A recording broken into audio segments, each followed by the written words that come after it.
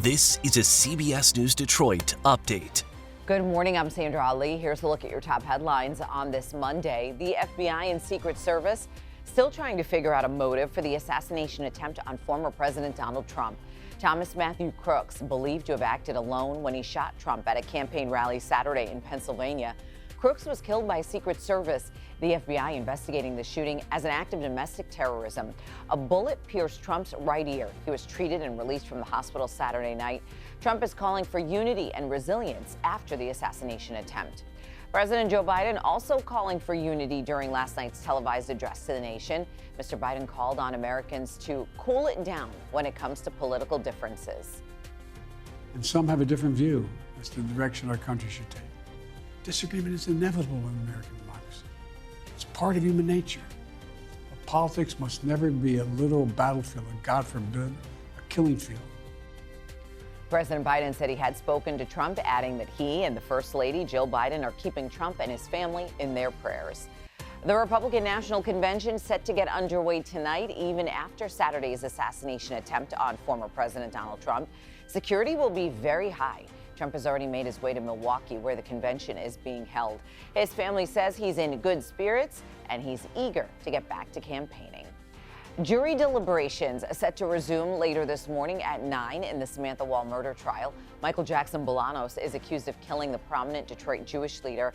This is at her home in Lafayette Park back in October. Jackson Bolanos has maintained his innocence. He says police have the wrong guy. Prosecutors argue there is too much circumstantial evidence that points him as the killer. Jurors have also told the judge they're deadlocked. Today will be their third day of deliberations. If there is a verdict, we'll bring it to you live, on air, and streaming on the CBS News app and Pluto TV. Let's go ahead and check in with our next weather meteorologist, Troy Bridges, for a look at what Monday has in store. Troy, good morning. Good morning, Sandra. We are tracking the risk of strong to severe storms today, mainly for the first half.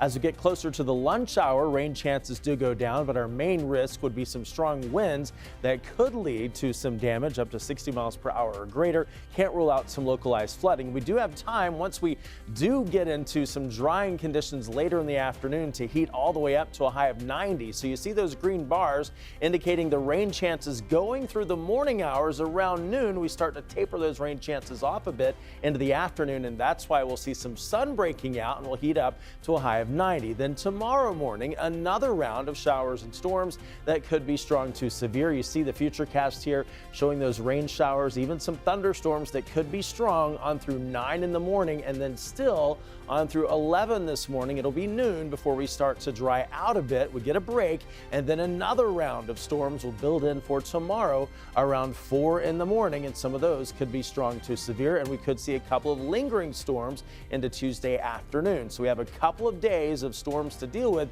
before things get a lot better. Highs today in the mid 80s to near 90 depending on where you are. 86 in Monroe today, 90 in Detroit, 85 in Mount Clemens. The next 7 days look like this. Tomorrow again into the morning hours and possibly lingering into the afternoon. Some storms and a high of 84. We get to 80 with drying conditions on your Wednesday.